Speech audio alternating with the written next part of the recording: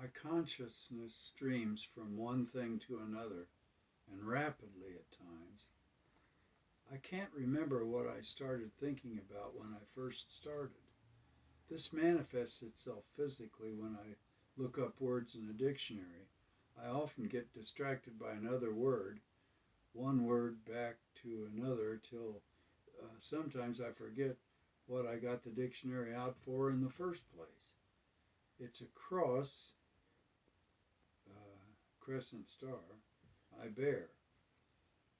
This will, having said that, set the context for the ramblings of an ever-distracted mind and be my first attempt at stream of consciousness writing. Here goes. Sitting in King Cole upstairs, men only, sipping the ambrosia of the third martini, lunch over, thinking about how to do this. Quit. Dad, my employer, would not understand. I was, as it turns out, uniquely good at my job, hustling business owners out of small change over the phone. I sold ad in my dad's papers, small dollars, 25 to 300, mostly 50 or 100. It was the Hoosier Republican, and it was 1964, the Goldwater year. Business was good. Lots of reactionary conservatism in Indiana. Lots of businesses with money. Under the radar.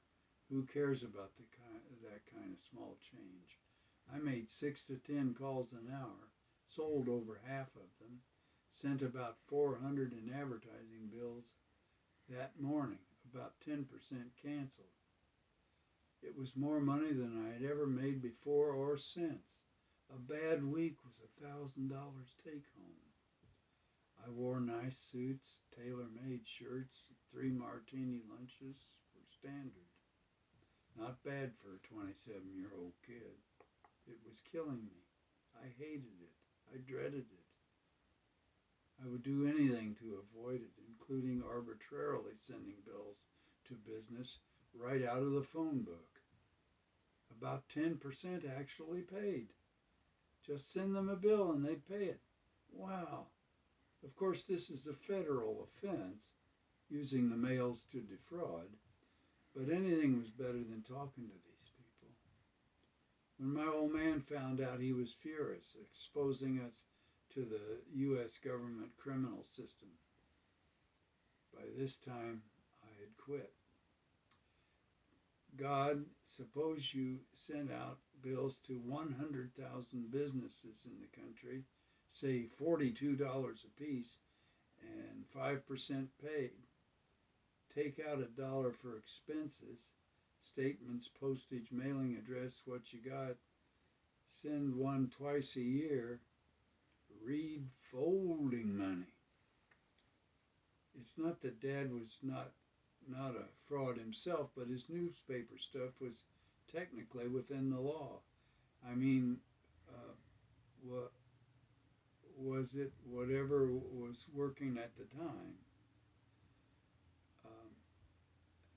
He at some time had the New Deal Democrat, the Veterans Voice, the Union Labor Standard, the Construction News, and for a short time the Labor Digest.